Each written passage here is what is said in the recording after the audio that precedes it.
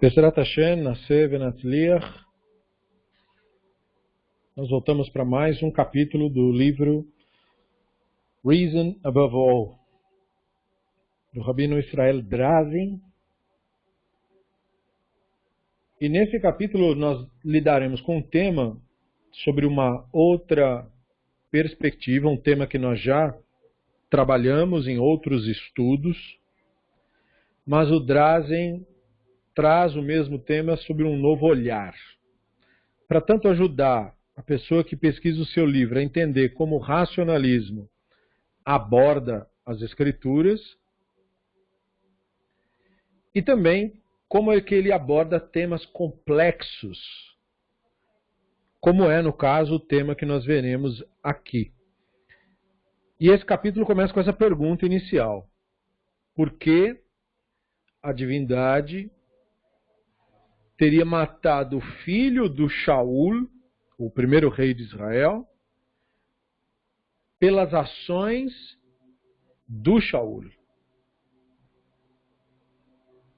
E é uma pergunta evidentemente provocadora, e é com ela que o Drazin pretende nos guiar. Então ele nos dá o primeiro norte, dizendo que Shmuel Bet, ou seja, o segundo livro de Shmuel, que na verdade na versão hebraica é um livro só, assim como o livro chamado, apelidado de Crônicas, que se chama na verdade de Vrei Hayamim, e é dividido em dois, na verdade é um texto só.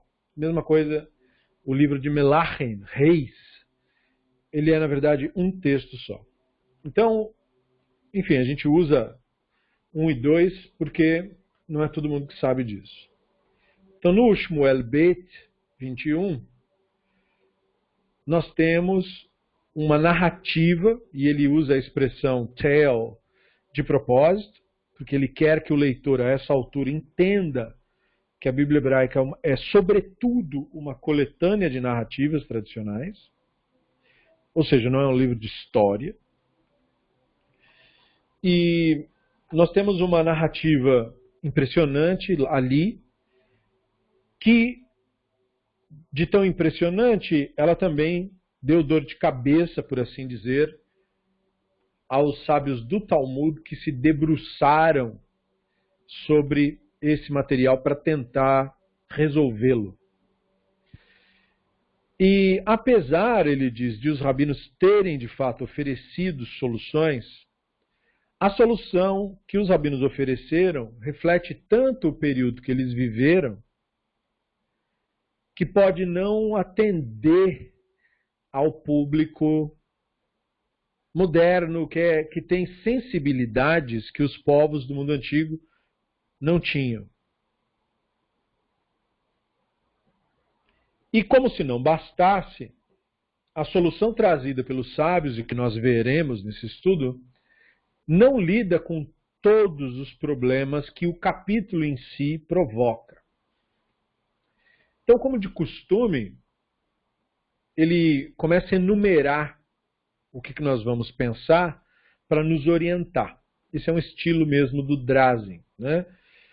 Então, ele fala assim, o que acontece no capítulo, né, numa sequência de cenas, vamos dizer assim, é o seguinte. Primeiramente, o rei Davi pede para a divindade, ou pergunta, não, em primeiro lugar, no tempo do governo do rei Davi, teve uma fome de 3 anos. Então a narrativa começa com essa história. Aí o rei Davi pergunta para o divino por que é que ele mandou a fome.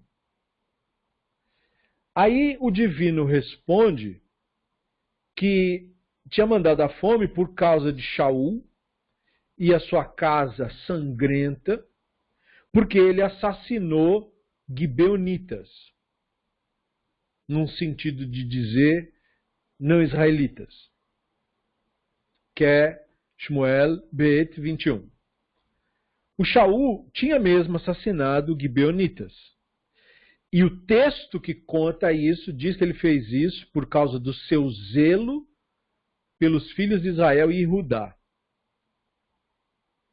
Então veja que texto interessante. Espera aí, como é que é? O rei Shaul assassinou não israelitas, dizendo que estava defendendo Israel e Judá. E o Hashem não concorda e pune toda a população por causa disso, através de algo que leva à morte, à fome. Né? Então vai vendo como a narrativa vai montando o cenário. Aí o Davi pergunta aos gibeonitas sobreviventes como é que o mau ato do Shaul poderia ser espiado, como resolver a questão. E os gibeonitas respondem, né, que 7 homens dos filhos de Shaul sejam enviados para nós. E nós vamos enforcar eles, ou seja, eles vão receber pena capital por assassinato, porque a pena capital por assassinato é punida com enforcamento. Por isso que eles dizem essa expressão, que é uma expressão esquisita. Se você não conhece a Halahá, a lei judaica clássica, é muito estranho um cara falar assim, nós vamos enforcar ele perante o Hashem, como se ele fosse uma oferta para o Hashem. Não é isso. É que a pena por assassinato é enforcamento. Então, é isso que eles disseram. Né? Tragam os responsáveis, eles serão executados e aí a gente desculpa. O Davi, então, responde, eu vou enviá-los. E aí os filhos são entregues para aqueles gibeonitas. Olha só o cenário. Israelitas cometeram crimes contra nações estrangeiras. O Davi, em relação internacional, fala para a pessoa, nós cometemos um erro aí, pessoas falam assim, o que vocês querem que a gente faça? Como é que a gente pode reatar os nossos laços? Eles disseram, tragam os criminosos para serem julgados aqui, e nós vamos aplicar a pena capital. E aí nós vamos saber que vocês são um governo justo, que se vocês só tiveram esse problema de ter bandido aí no meio de vocês, como tem muito bandido aqui também. E o Davi concorda e entrega israelitas para não israelitas. Algo que hoje em dia é propagado como os judeus não fazem isso. Não é? Os judeus não julgam de acordo com o tribunal dos goim, os judeus não entregam. Mas veja, a Bíblia hebraica simplesmente desconhecia todas essas concepções. E aí os gibeonitas executaram e os corpos deles foram pendurados na montanha perante o Hashem, porque eles foram enforcados, ou seja, em cumprimento ao preceito de que se você cometer assassinato, você recebe pena capital. Então, o Drazen elenca as perguntas que essa narrativa traz. São muitas, né? Mas ele organiza o pensamento. Primeira coisa, quando esse episódio teria ocorrido? Em segundo lugar, por qual motivo Davi perguntou para o divino sobre qual a razão para a fome, em vez de perguntar como parar a fome? Porque, enfim, eu não quero saber o motivo, eu quero saber como é que eu paro esse negócio. Em terceiro lugar, que direito o texto está atribuindo ao divino de punir uma população israelita inocente, em tese, com 3 anos de fome, pelos maus atos de um único indivíduo, que era o Shaul? Ué, faz ele passar fome, foi ele que fez a coisa errada. Agora, gente que não tem nada que ver, tem que pagar porque esse cara fez isso? É uma pergunta. Devarim 24:16 nos lembra o Drazen, ordena, os filhos não serão mortos pelos pecados dos pais. Esse conceito geralmente é um conceito atribuído aos profetas. O Drazen cita ele na Torá, e no livro, que dos 5 livros da Torá, é a Torá por excelência, que é o Sefer Devarim, para mostrar que estava lá. Então, se o conceito é esse, como que a gente entende a narrativa apontar naquela direção totalmente oposta? Uma outra pergunta, a quarta, é por que motivo o Davi procurou espiar pelos gibeonitas? Eles não eram israelitas. E não, por exemplo, pelo divino. Ó divino, pecamos contra ti por esses crimes que nós cometemos, espia Não, ele foi pedir para os gibeonitas a expiação. Quinta pergunta, que direito Davi teria de, ao receber a resposta dos gibeonitas, que os criminosos teriam que receber pena capital, que direito ele teria de pegar os filhos do Davi, os filhos do Shaul, e entregar para os gibeonitas para que eles recebessem a punição? Pelos erros do pai, diga-se de passagem. Sexta pergunta, como é que o Talmud explica tudo isso, afinal? E sétima pergunta, qual é a explicação razoável, racional do capítulo, baseado no nosso método, o método maimonidiano, o método racional de estudar a tradição judaica clássica? Muito bem, então nós temos um montão de problemas para resolver. E através desta aula você vai aprender um pouco mais, com um pouco mais de clareza, sobre esse precioso método, que é o método racionalista de estudo. Vamos começar então, o Drazen começa com o Talmud, né? A explicação do Talmud do capítulo. O Talmud tem muitos tratados, um desses tratados chama Tratado de Yevamot, e aí ele tem uma página grande que tem lado A e lado B. Então, na página 78b para a página 79a, lá no Talmud está dito que o Davi fez uso do Urim Vetumim. O que é isso? Era basicamente é o peitoral, um artefato que era, na verdade, para vestir. O sacerdote no templo em Jerusalém vestia o Urim Vetumim, um peitoral, e com esse peitoral ele tinha pedras preciosas diversas, representando as 12 tribos de Israel, e de alguma maneira incrustado nas pedras o nome das tais tribos, e mais algumas pedras extras, com mais algumas palavras, no objetivo de totalizar as 22 letras do alfabeto hebraico. Segundo reza a lenda, o sacerdote então ia de manhã cedo com esse artefato vestido, ficava de frente para o amanhecer, e ele não olhava para o sol, ele olhava para o artefato, para o Urim Vetumim. E a luz solar, aleatoriamente, fazia brilhar as letras em questão e dava a resposta para a pessoa que estivesse consultando o sacerdote. Respostas diretas, não perguntas filosóficas, nada disso. É sim, não, vai, é, não é. E se você parar para pensar, esta é uma versão judaica do I Ching chinês. O I Ching tem um conjunto de pictogramas, que, se não me engano são 64 pictogramas, que é basicamente como você jogar um dado que tem 64 lados. Então você joga aleatoriamente, cai um pictograma, aquele pictograma que caiu aleatoriamente, em tese pelas leis do universo, você então extrai daquele pictograma e da exploração do seu significado a tal resposta que você estava buscando. No caso aqui é o mesmo.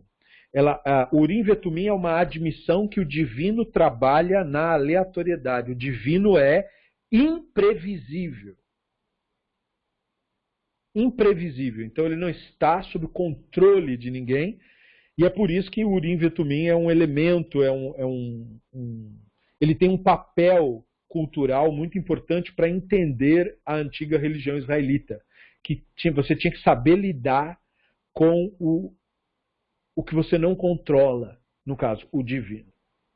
Muito bem, então Davi vai e usa, né, consulta Urim Vetumim, e ele descobre, de alguma maneira, por que a fome estava atingindo a terra. Então ele vai consultar e obtém a resposta. Por que esse texto do Talmud começa com isso? Porque a Bíblia hebraica, per se, ela não explica exatamente o que era isso daí, o que era o Urim e Vetumim. Nós sabemos o que era o negócio por causa das tradições que acompanharam o texto da Bíblia Hebraica. A Bíblia Hebraica é uma versão escrita de uma tradição oral. Por isso que nós chamamos que nós temos a Torá escrita e a Torá oral. Né? Porque a Torá escrita nada mais é do que a tradição oral escrita. E a tradição oral nada mais é do que versões da tradição que poderiam estar escritas oralmente. Segundo os sábios do Talmud, a tradição no mundo antigo não podia ser escrita. Só podia ser mantido textos específicos e não se podia adicionar nada. A Torá oral tinha que permanecer oral, segundo o que eles contam. Então, como a Bíblia não conta, e ela também não explica como que os israelitas usavam isso. O que parece das tradições é que profetas começaram a atuar em Israel, tornando o Urim e Vetumim obsoleto, no sentido de que, como ele servia para consultar o divino, se eu tenho um profeta, eu não preciso do aparelho. E o Talmud, portanto, menciona que durante o período que os profetas estavam ativos, o Urim e Vetumim não era usado. Mas a Bíblia Hebraica não diz nada disso. Nós só temos isso como uma informação tradicional. Bom, aí ele descobre que a fome era resultado de ações inadequadas do Shaul. Basicamente, ele cometeu assassinato contra essa população, os gibeonitas, e não só isso, mas também porque ele não estava enlutado por isso da maneira como se deve, ou seja, pela vida humana. E o segundo motivo era que, aparentemente, né, por que israelitas inocentes, o Drazen coloca, tinham que ficar de luto pelo rei, não é? E por que o assassinato do rei gerou fome? Qual é a conexão, a relação entre uma coisa e outra?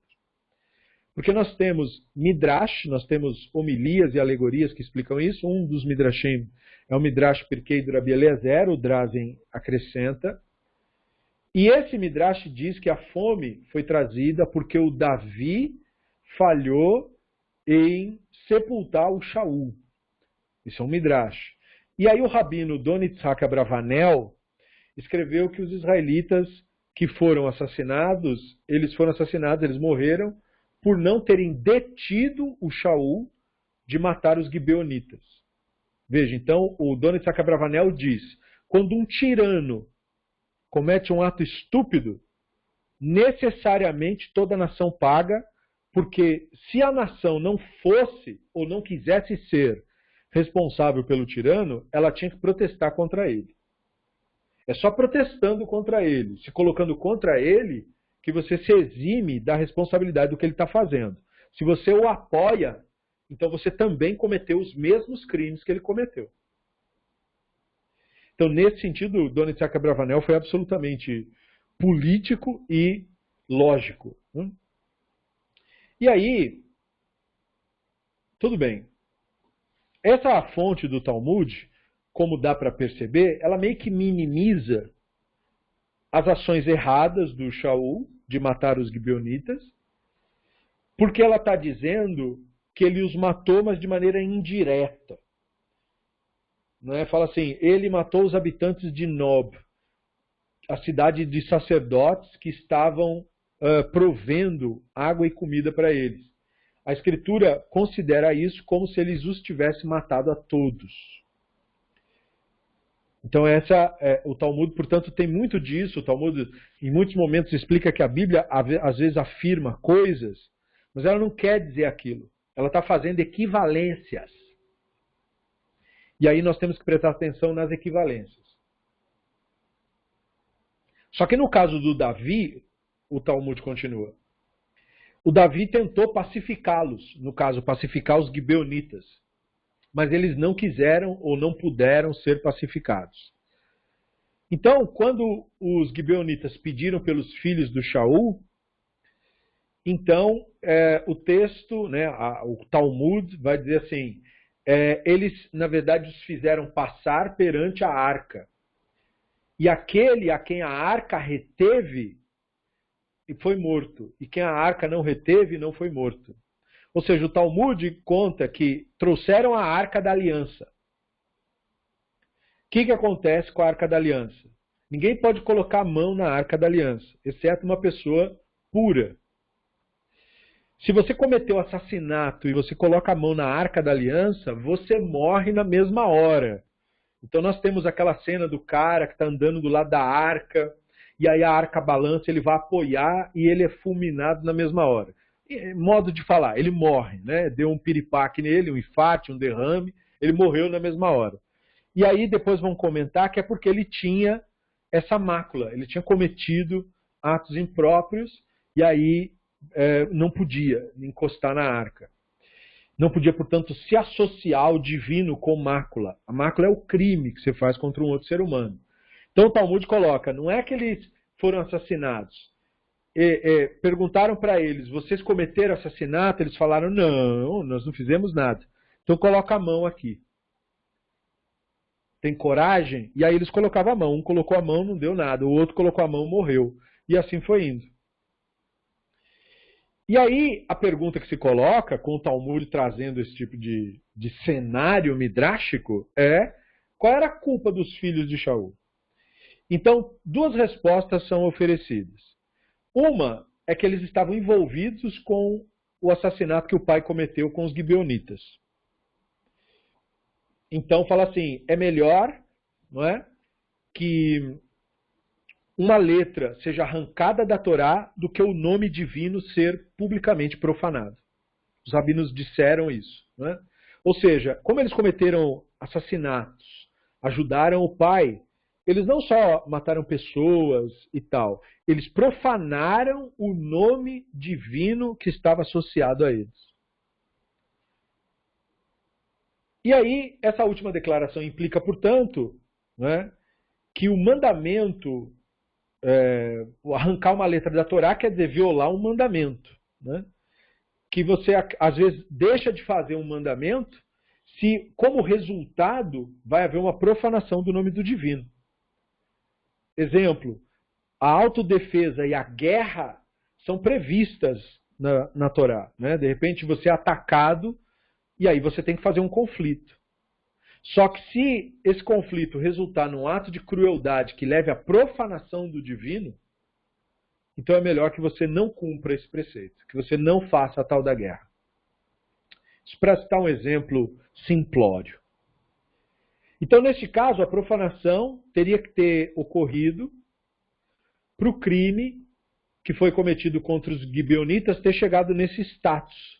E aí eles cometeram essas profanações, de certo, torturaram pessoas, fizeram barbaridades, e aí, portanto, eles foram considerados culpados. Então a desculpa do Shaul que fiz isso pelo povo de Israel não colou para o divino.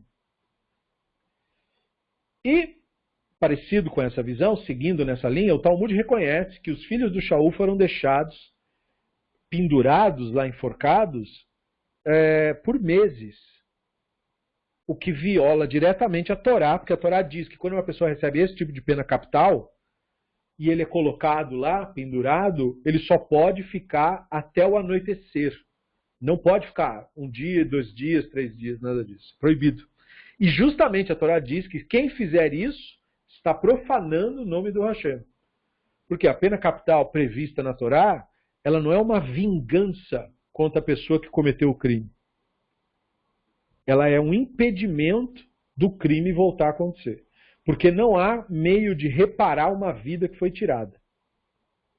A pessoa que tirou a vida de alguém não tem conserto esse problema. Portanto, ela tirou a vida de alguém, ela pode tirar a vida de mais alguém. Ela recebe a pena capital para que isso não aconteça. Porque não é todo ser humano que tem o seu ímpeto assassinar as pessoas. Por mais pressão que ele receba. E nesse caso da pessoa que comete assassinato, sem pressão, porque ele quis, então é vida por vida, como diz a lendária expressão do Sefer Bereshit. né? Eu cobrarei, todo aquele que derramar o sangue do Adão terá pelo Adão seu sangue derramado. Pena capital para assassinato. Mas isso não quer dizer que a pessoa é executada e depois faz alguma coisa com o cadáver da pessoa. Não. A pessoa é sepultada como qualquer pessoa é sepultada. O cadáver do executado não é mais bandido. Não é cadáver de bandido. É um ser humano que foi executado por ter cometido aquele crime. Como ser humano, ele tem que ser sepultado. Como todo ser humano tem que ser sepultado quando falece. Então a Torá não tem um sistema de vingança. Vingança não é justiça. Vingança é o oposto da justiça. É um instrumento dos perversos. Mas, no caso que está sendo narrado, eles ficaram pendurados por meses. Então ficou parecendo vingança mesmo. E aí por isso que a Guemará falou, é melhor que se arranque uma letra da Torá, ou seja, que eles não fossem pendurados como a Torá manda, do que profanar o nome do divino em público. Porque qual é a profanação? O que é profanar o nome do divino? Profanar o nome de Deus significa deturpar o sentido do divino perante uma pessoa simples. Permitir que uma pessoa simples acredite, por exemplo, que o divino deseja assassinar as pessoas. Dizendo que Deus mata, por exemplo. Não é? Então isso é profanar o nome do divino, porque você está transmitindo sobre o divino uma imagem que não procede. A pessoa está fazendo isso porque ela não conhece o divino. Ela não sabe do que está falando. Então ela está deturpando o conceito. Isso você faz com palavras. E você também pode fazer com ações. Então aquela atitude que eles fizeram, com uma suposta busca de justiça, na verdade não era nenhuma busca de justiça. Era busca de vingança. E portanto profana o nome do divino. Então os transeuntes vendo aquilo, não é, se impressionariam e pensariam, a Torá manda fazer isso com os não, manda que os não israelitas façam isso com os israelitas. Então o Talmud diz sobre aquilo, né, que por resultado daquilo, 150 mil homens imediatamente se uniram a Israel. E o Talmud não conta isso como se isso fosse bom. Os não-judeus ali, restantes dos gibeonitas, que quiseram se tornar aliados de Israel, eles na verdade se tornaram um problema, porque eles vieram com a visão profanada do divino, de que o divino mata, de que o divino é um psicopata celestial. Mas o Talmud usa esse cenário todo para construir os pedaços das cenas. Daí o Drazen pergunta, quando que isso teria ocorrido? Existem, de novo, duas abordagens essenciais para o entendimento do capítulo 21. Essa passagem do Talmud que nós falamos, o que ela está fazendo? Ela está trabalhando com o texto da Torá do jeito que ele está. Ou seja, ela está simplesmente seguindo a narrativa. E aí ela adiciona coisas imaginativas para, digamos, enriquecer a história. A segunda abordagem, com relação a como abordar a Bíblia hebraica, parece com aquela que falamos do Talmud, mas ela, na verdade, considera que o texto da Bíblia hebraica precisa ser expandido no seu sentido para que algo seja entendido do texto. Reconhece as personagens bíblicas que foram mencionadas e reconhece que eles cometem erros, cometem equívocos, ou seja, não tem a visão mágica de personagens bíblicos. E ao ler esse capítulo, a sugestão é que o rei Davi teria cometido ações que o judeu comum consideraria questionável, inadequada. A Escritura, portanto, só deu uma dica, mas não falou abertamente sobre o assunto. A nossa análise, diz o Drazen, começa com a decisão de quando o episódio ocorreu. Sabendo que o Davi agiu procurando resolver um problema com os gibeonitas, ajuda também a que sejamos capazes de entender o que de fato se passou e que época era o período. Os capítulos 21 a 24 são colocados na conclusão de Shmuel Bet, e há um consenso entre os acadêmicos de que esses eventos não teriam ocorrido no final dos 40 anos do reinado do Davi, mas em períodos diferentes da sua vida. E isto é similar à conclusão do Sefer Shoftim, o livro popularizado como Juízes, que também não aconteceu durante os anos finais da liderança dos Shoftim, mas em períodos diferentes. E os acadêmicos, na verdade, não têm um exato consenso específico para dizer para nós quando os eventos do capítulo 21 ocorreram, mas eles concordam que eles aconteceram durante o começo da carreira do Davi como rei.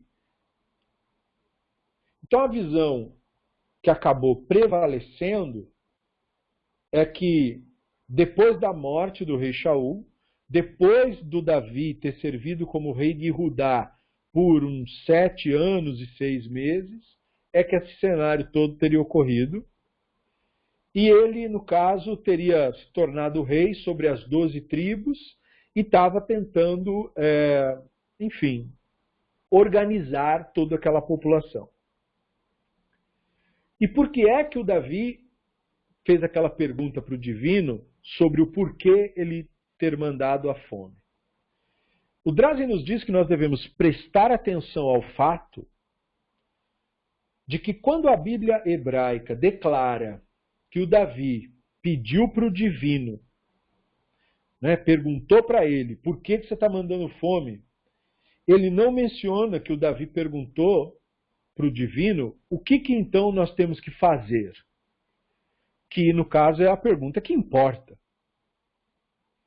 E seria racional compreender que a Bíblia hebraica não tem a intenção de que o leitor considere o incidente literal. Porque todo verbo e substantivo em qualquer lugar da Bíblia, quando ele é aplicado ao divino ou a algo relacionado ao divino, por exemplo, um malach numa visão, o verbo ou substantivo perde sua corporalidade. Isso é um sistema de leitura racionalista.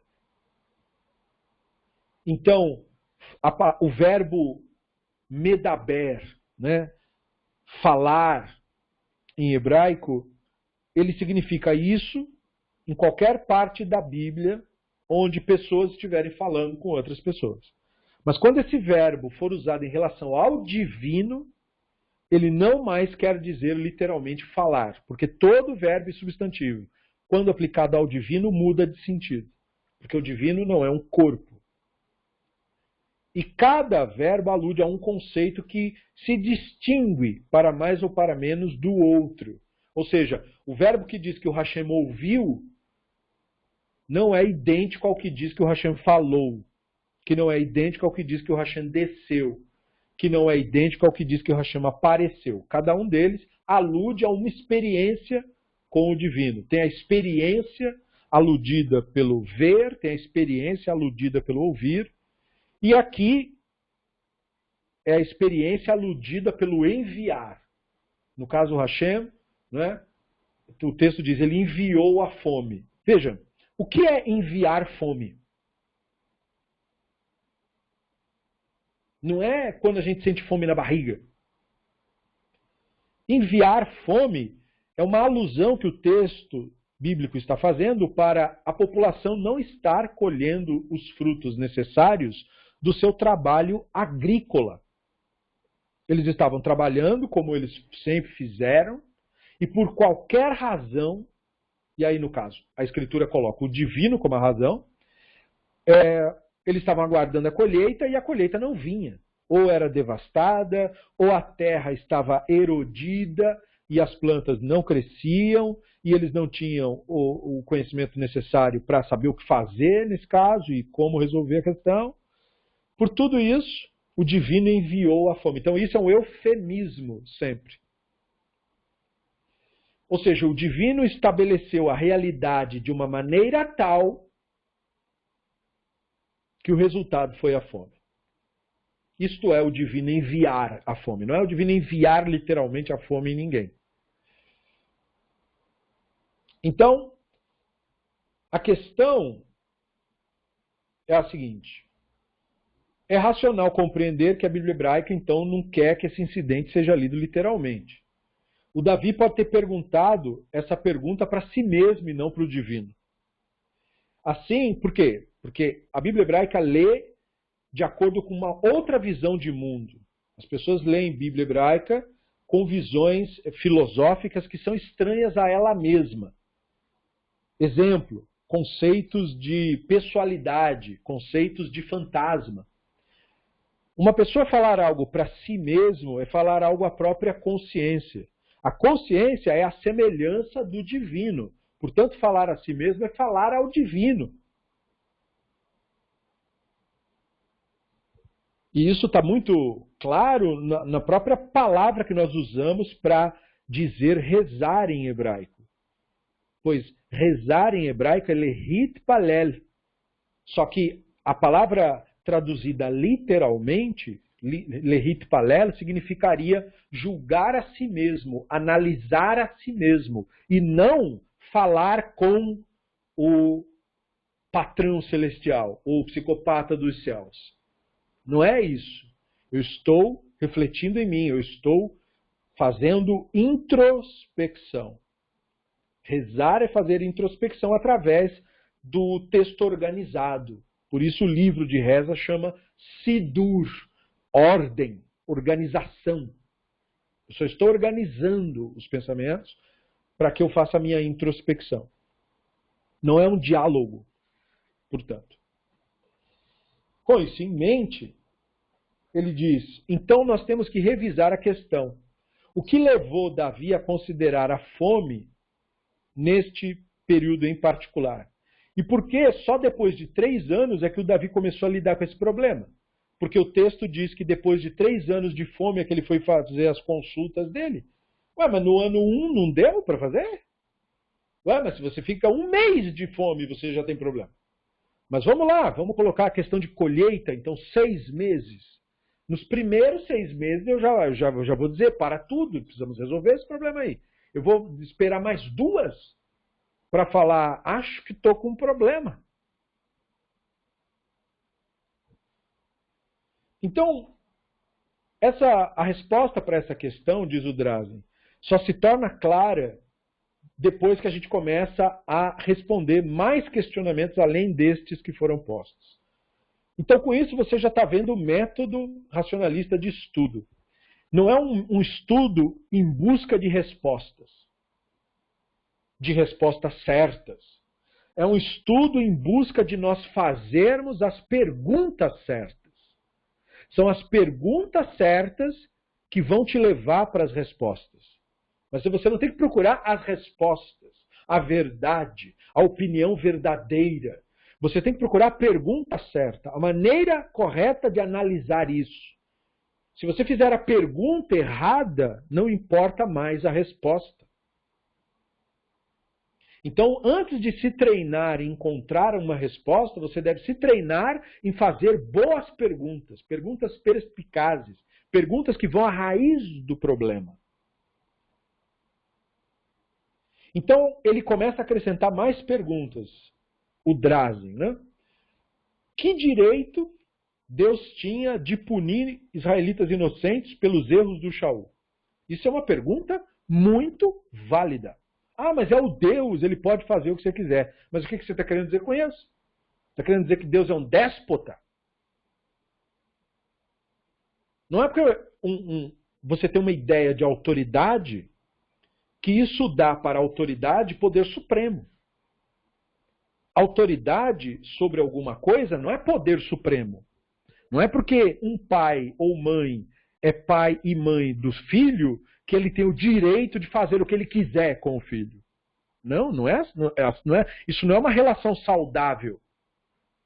Se você tem um pet, um animal que você cuida, ele é seu pet, mas isso não te dá o direito de fazer o que você quiser com ele.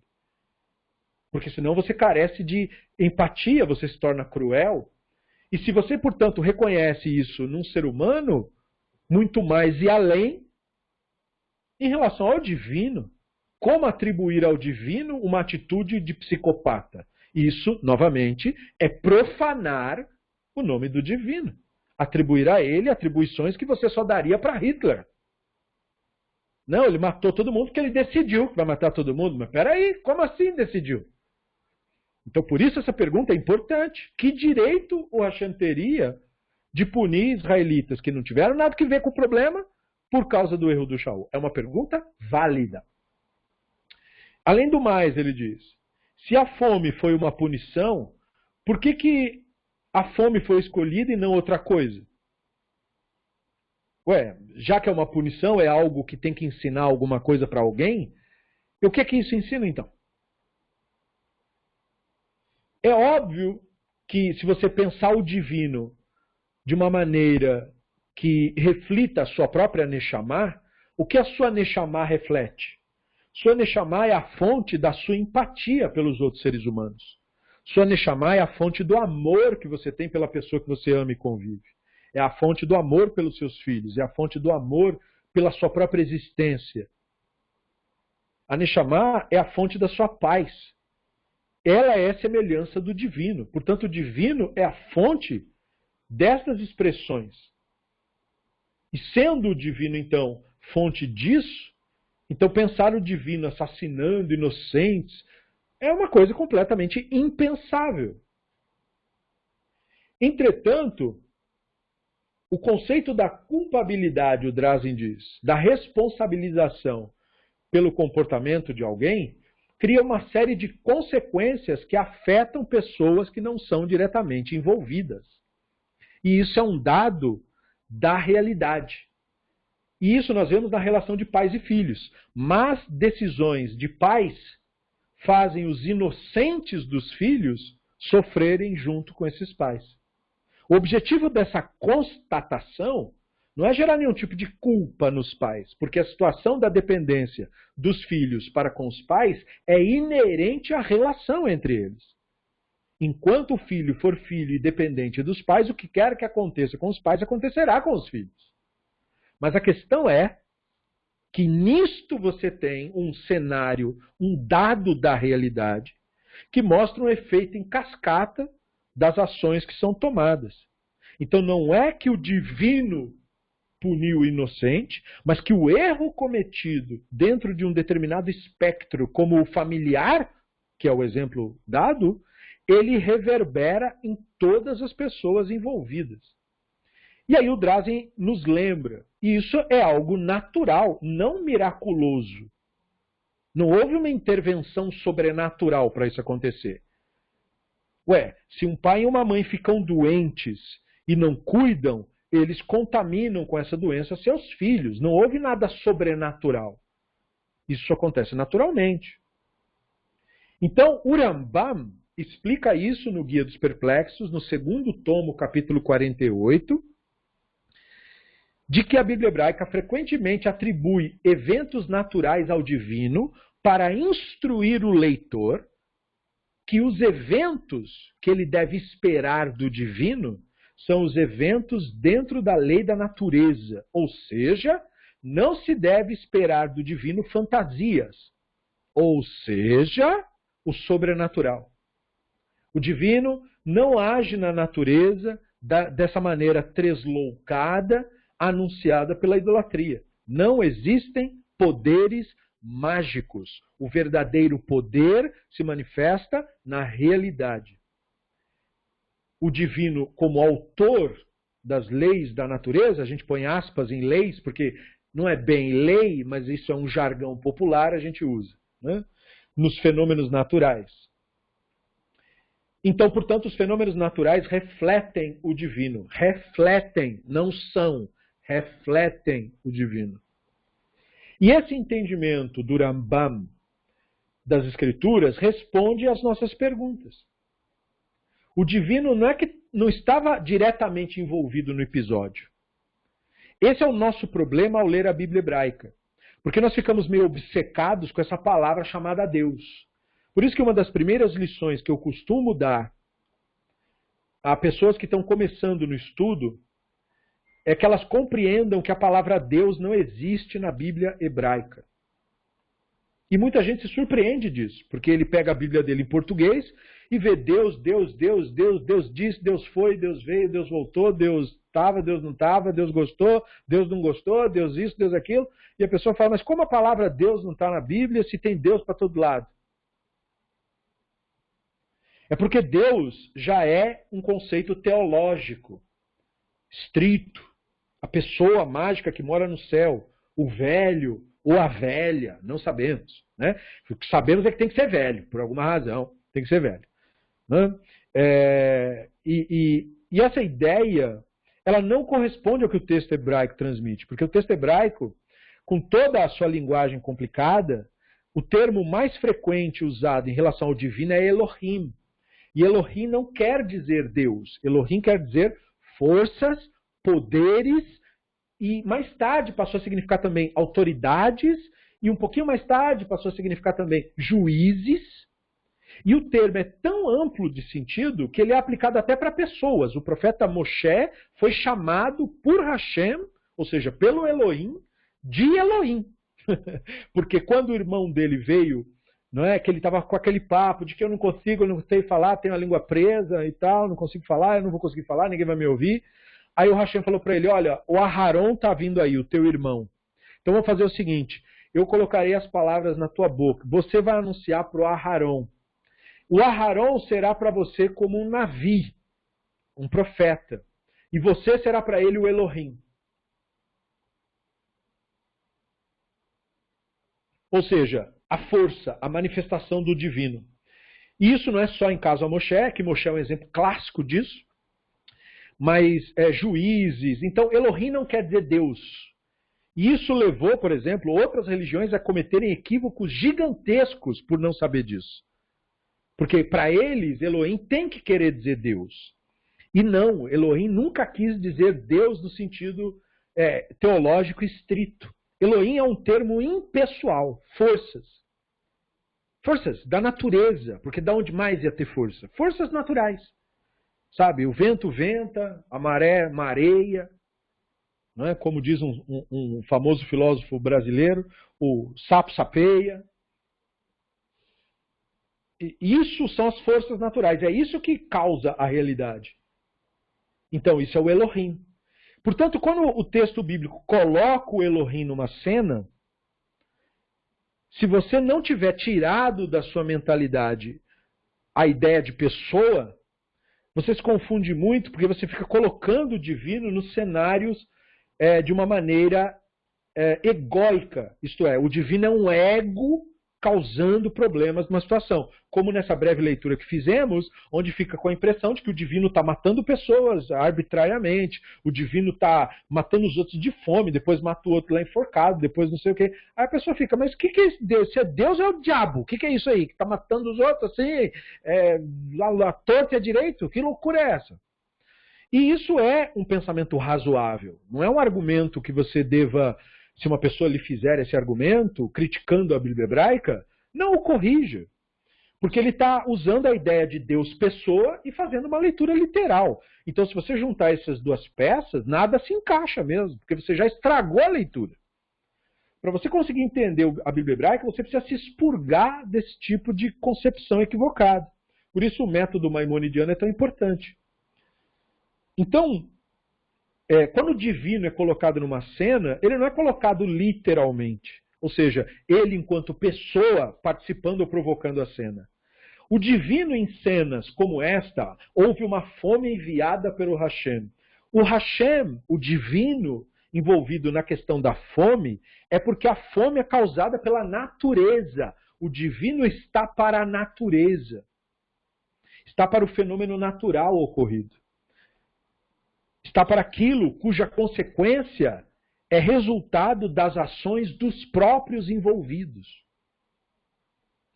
Então é um conceito sutil, perceba. E por que que Elohim precisa ser mesmo o nominho que tem que usar? Porque tem outros apelidos do Hashem, né? Como esse mesmo, o próprio tetagrama. Mas nessas cenas aí é tudo Elohim. O Elohim fez assim, o Elohim foi uma fome. Né? E precisa porque a expressão forças, que alude às forças da natureza, alude também a um conceito de algo que nos é imposto pela realidade, sem querer saber do que a gente acha ou deixa de achar. Uma imposição. Então, para criar uma maneira de entender isso, os rabinos disseram assim, para você entender, quando aparece o tetagrama na Bíblia hebraica, esse nome que a gente chama de Hashem, a cena que está envolvida é como se fosse um ato de misericórdia, um bom momento, aquele momento.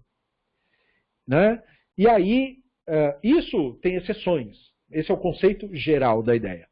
E quando aparece Elohim, não. Quando aparece Elohim é uma imposição. É uma coisa que é como um atributo de justiça estrita. Tipo, não tem negociação. É quando... Aí eles usam como comparação. É quando uma pessoa, quando perde a paciência, sabe? Você está indo, você está tolerando, mas aí tem hora que você fala, não, agora chega, agora parou. Então é a mesma coisa. A realidade se impõe a nós desse modo. Você vai cometendo equívocos, mas tem uma hora que aquilo vai voltar para você e não vai ser agradável. Vai ser como um soco no estômago, né? Um banho de realidade. E isso é Elohim. Quando você tem esse choque e essa percepção, você teve esse impacto, por assim dizer, do Elohim. Por isso esse nome é importante para esse tipo de cenário. Mas ele não está dizendo que o Elohim está envolvido literalmente com o que aconteceu, como se fosse uma pessoa causando o que aconteceu. Quem causou o que aconteceu foram as pessoas envolvidas. Então, veja como isso se encaixa na história. Não é que o divino se envolveu no episódio literalmente, mas que o entendimento racionalista é que a fome que foi enviada ali pelo divino, isso quer dizer, ela foi resultado natural da devastação causada pelo Shaul, que arruinou o produto da terra. E isso é fácil de reconhecer, porque você tem o fato de que ele estava envolvido em conflitos, e ele estava devastando o território para poder ganhar a guerra. Algo que a Torá absolutamente proíbe. A Torá tem um mandamento só para isso. Ela diz, quando você estiver em conflito, em guerra com os teus inimigos, e lá tiverem árvores frutíferas, você não vai derrubar as árvores. Você pode até comer o fruto, mas você não vai cortar, não encoste o machado nelas. Por acaso a árvore é um homem para que você assistir? A Torá complementa. Então tem uma mitzvah, um dos 613 mandamentos, não devastar a natureza, nem mesmo em épocas, no caso de guerra, aonde a devastação está comendo solta no mundo. O mundo enlouqueceu, porque guerra é o máximo da loucura e da insanidade humana, e a Torá vem lembrar, não quero nem saber. Está em guerra, você precisa se defender, vai fundo. Mas não me destruam as árvores. Então, perceba, com isso em mente, o Shaul vai lá e causa uma baita devastação. Resultado, provocou fome na terra. Então, ao fazer isso, eles arruinaram as próprias capacidades de resistir aos seus adversários. Porque o Shaul podia até ter equipamentos, mas aí sem comida, o que você vai fazer com os equipamentos? Vai comer as espadas? Vai comer os arcos? E os soldados vão viver de quê? Suprimentos. Então, esses são exemplos que o Drazen está lembrando. Não existem só na Bíblia hebraica, existem por toda a história de governantes e psicopatas que exigiam dos soldados, mas não supriam de acordo. Resultado, eles morriam. Morriam nas trincheiras de doença, de fome, de exaustão, incapazes do conflito propriamente dito, sem equipamentos necessários para lidar com as situações surpresas, por exemplo, com o frio, né? ou o calor excessivo, dependendo de onde a batalha ocorrer. Tudo isso, portanto, faz parte do mundo real, não tem nada mágico nisso. Então ele diz, isto é o que a Bíblia hebraica então implica quando ela diz que a fome foi resultado das ações sangrentas de Shaul contra os gibeonitas. Não é que o divino arbitrariamente causou a fome. Não, é que a ação sangrenta dele causou aquilo. E isto é o Elohim. Isso é o Elohim. A Bíblia, portanto, só está ensinando o leitor como ler os acontecimentos. A pessoa age com violência contra os outros. E é bem sucedida. 1, 2, 3. O que vai acabar acontecendo? Ela vai encontrar alguém tão violento quanto ela. Isso é o Elohim. Percebeu o que a Bíblia quer dizer? Você traz a sua própria desgraça. Porque o nosso mundo funciona de uma maneira cíclica e, portanto, recíproca. Suas ações voltam para você. Portanto, ele causou a própria devastação. E ele causar a própria devastação é uma oportunidade para que nós olhemos o sistema do Elohim funcionando bem na nossa frente. E aí o Drazen, portanto, traz esta reflexão. Por que então o Davi procurou uma resolução com os gibeonitas? Essa questão, ele diz, só pode também ser respondida satisfatoriamente, né, por compreendermos o que o Davi queria com isso. Davi não estava tentando parar a fome, porque isso é uma coisa impossível. A fome não foi causada por mágica, para você tentar parar ela. Era uma catástrofe natural. Né? Não era algo que Deus provocou com seus poderes mágicos de déspota. Então, sendo este o fato, ele desejava usar a devastação como vantagem política contra Shaul. Aí faz todo sentido o que ele está fazendo. E é exatamente isso que ele fez. Por que ele não faria isso? O Shaul, afinal de contas, era um adversário político. Então, o Davi, como o Drazen salienta, tinha acabado de assumir o reino. Era o começo do reinado dele sobre as 12 tribos. Ele estava tentando unir as populações. O Shaul era adversário da tribo de Beniamim. Então ficava incitando as outras tribos, dizendo que o Davi não era rei legítimo, que eles tinham que lutar contra, e estava causando guerra civil em Israel. E alguns dos filhos do Shaul ainda estavam vivos. Olhando o capítulo da perspectiva política e histórica, nós somos obrigados a reconhecer, o Drazen diz, que o Davi sabia que se a situação surgisse e ele mostrasse fraqueza, ou seja, se na hora do quebra-pau para valer, na hora do conflito, ele amarelasse, certo? Porque você está no mundo antigo, e isso funciona até hoje.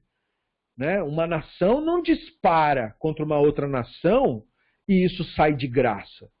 Não sai de graça. Atos de guerra são respondidos na mesma medida ou 10 vezes mais.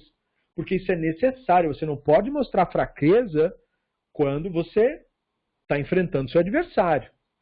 Então, as tribos do norte, elas tinham esse problema com as tribos de Judá, né, que, neste caso, eles pensavam ter usurpado o reino da mão do Shaul e dos descendentes dele, que é da tribo de Beniamim.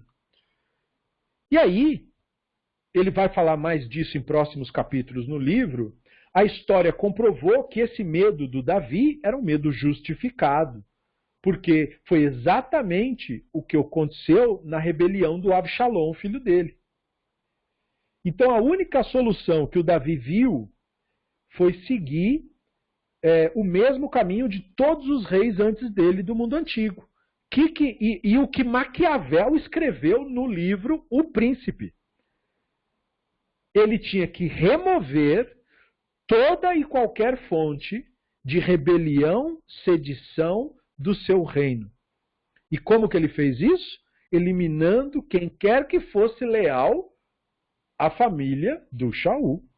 Então ele reconheceu que quando ele executa os candidatos a trono da família do Shaul, ele usa a fome como desculpa política para dizer Shaul merece isso, porque ele causou a fome de milhares dos nossos cidadãos e, portanto, os descendentes dele não subirão ao trono e não terão direito, e eu vou garantir que isso aconteça.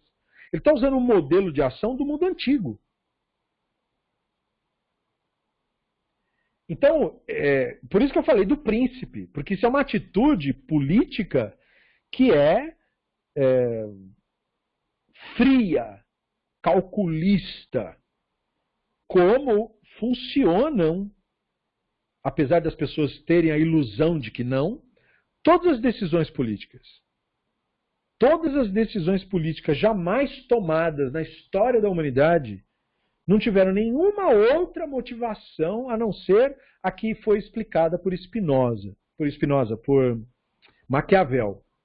Maquiavel disse o seguinte: qual é o objetivo do político, do líder, do que está governando? Permanecer no poder. Qualquer outra coisa que ele diga, que é o objetivo dele, ele está necessariamente mentindo. Nenhum político quer nada com resolver o problema de ninguém. O único objetivo de um governante é permanecer no poder. E o objetivo dos seus adversários é chegar ao poder.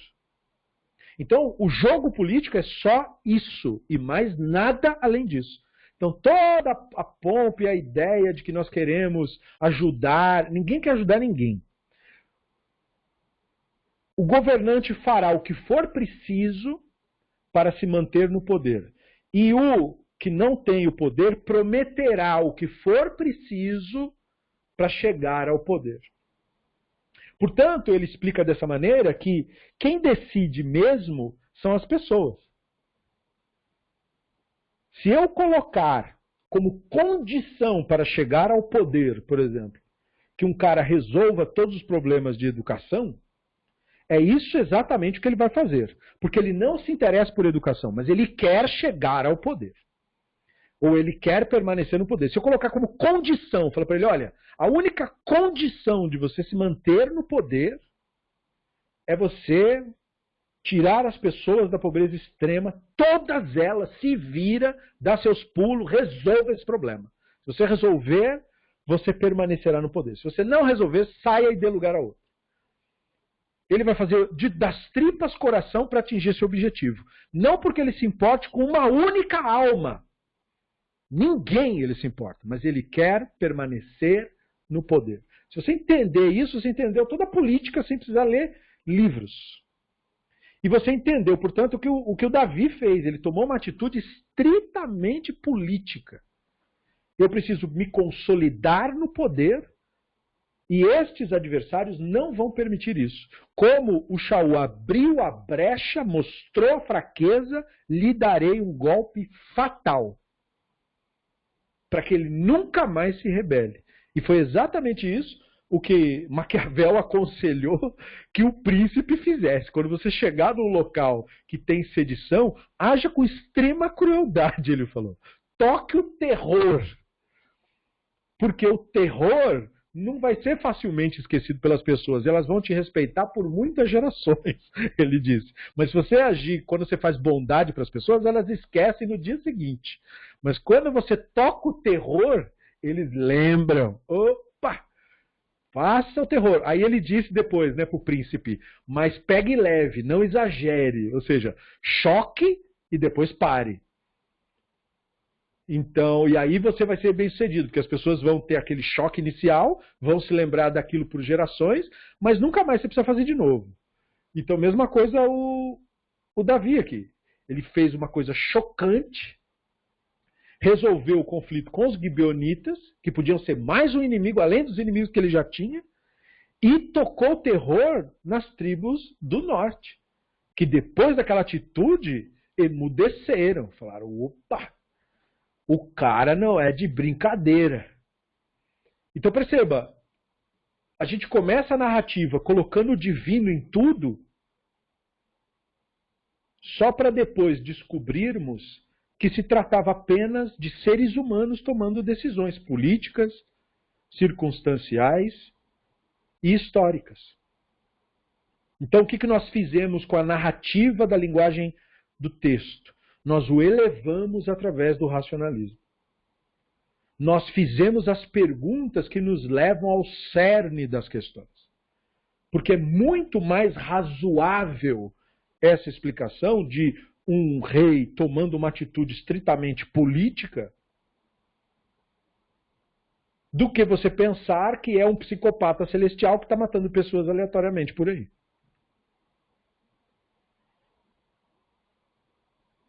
Então ele resume, né? O sentido literal do Shmuel Bet lido por nós provoca muitas questões. Perceba que esse é o objetivo do estudo da Bíblia hebraica. Objetivo, novamente, voltando a bater nessa tecla. O objetivo do estudo da Bíblia hebraica não é te fazer ter certezas, ter respostas. O livro é para provocar perguntas. Como diz o Talmud, quem é o bom aluno? Aquele que sabe perguntar. O bom aluno não é o que estuda mais e o que decora mais. É o que faz as perguntas certas. É o que vai no X da questão, nos problemas que realmente importam. Então, a abordagem popularizada, ele fala, né? Tem duas formas de responder as perguntas. Uma é aceitar a narrativa literalmente. O Talmud, por exemplo, usa isso. Ele pega a narrativa literal e constrói um midrash em cima disso. E ele oferece várias soluções que são até razoáveis para as perguntas. Mas o que o Talmud não consegue fazer? Ele não consegue resolver todo o problema. Porque na medida em que ele vai criando cada vez mais midrashim, vai gerando cada vez mais perguntas. Então, o divino, né, o Elohim, como o texto diz, estava envolvido na punição do povo por causa das más ações de Shaul e os filhos de Shaul por terem sido cúmplices do pai em suas ações. Essa é a narrativa que ficou da leitura literalista. Davi, de acordo com essa abordagem, não era nada mais que um instrumento, um boneco que Deus estava usando, uma marionete, sem, portanto, nem poder ser responsabilizado por nada que tenha feito, porque o divino estava mexendo o boneco. Ele não fez nada. Né? Só que a segunda abordagem interpretativa, que é a nossa, prefere ver o mundo do jeito que o mundo é, sem fantasias. E, portanto, o divino não é mais uma entidade mágica nessa visão, mas o manifesto da própria realidade. E, portanto, os seres humanos tomam suas decisões baseados nas suas circunstâncias, nos seus momentos, no seu grau de consciência, nas suas percepções daquele instante em que estão. E aí essa visão vê o Davi como explorando a fome que de fato foi causada pelas devastações que a guerra feita pelo Shaul causou, e a guerra tinha por objetivo final tomar o trono do Davi. E aí, portanto, as decisões deles foram de acordo com isso.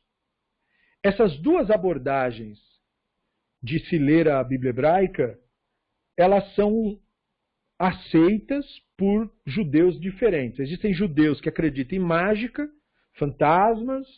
Deus para eles é um psicopata celestial, é um homem que mora na nona esfera, porque eles ainda usam o modelo de astronomia aristotélico da Idade Média. E aí esse Deus déspota é assim, ele mata os outros, porque se ele acordar de mau humor, morre um. Só que, baseado no que nós conhecemos do Rambam, esse entendimento de como Deus funciona na realidade enfatiza a questão da liberdade que o ser humano tem, mesmo que seja limitada, do uso da inteligência da pessoa, para que nós possamos abordar a interpretação da Bíblia hebraica e, portanto, usando a racionalidade, fica impossível concordar com a primeira solução, com a solução mágica.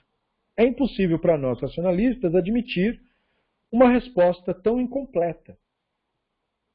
Então é por causa do que somos, é por causa da nossa escolha de abordar o mundo real e aceitá-lo como ele é, que nós não seguimos a interpretação literalista, porque nós não a vemos no mundo real. E para concluir, já que recentemente no nosso grupo eu postei uma nova biografia do Halbag, o Halbag tem uma frase maravilhosa sobre isso, onde ele diz: nenhum argumento pode anular a realidade que é percebida pelos sentidos, pois a opinião verdadeira deve seguir a realidade. Mas a realidade não precisa estar em conformidade com a opinião. É por isso que o nosso lema no grupo é que a realidade é o barômetro da verdade. Embora nós estudemos principalmente obras do Maimônides, a nossa inspiração para a frase é do Halbag. Então, veja, eu espero que você tenha conseguido perceber a sutileza de uma leitura racional e quão distinta ela é da leitura não racional, porque não impede de eu verificar a não racional, mas eu mantenho meus pés no chão. Se as pessoas tomam decisões no mundo real, elas tomam pelas razões do mundo real. E este era o foco que o Drazi pretendia nesse capítulo, nos ensinar na prática um pouco mais esse método de investigar, estudar para fazer as perguntas corretas e não buscar a resposta certa. Muito bem, então, com mais esse passo dado, nós concluímos mais um capítulo deste fantástico livro, deste Sefer, né, que é uma expressão que nós costumamos dar para um livro que é considerado sagrado, e esse livro certamente está entre os Sefarim, os livros que são sagrados, Reason Above All, do Rabino Israel Drazi. E na nossa próxima aula nós continuaremos novas abordagens sobre isso. Na próxima aula nós vamos falar sobre por que é que as 10 tribos se separaram de Judá, que é um pouco dessa briga do Shaul e do Davi. Mas isso fica para o nosso próximo estudo. Muito obrigado pela sua atenção, pela sua presença. Muito obrigado por terem participado. Shabbat Shalom, Lehitraot, uma boa noite e um bom descanso a cada um de vocês.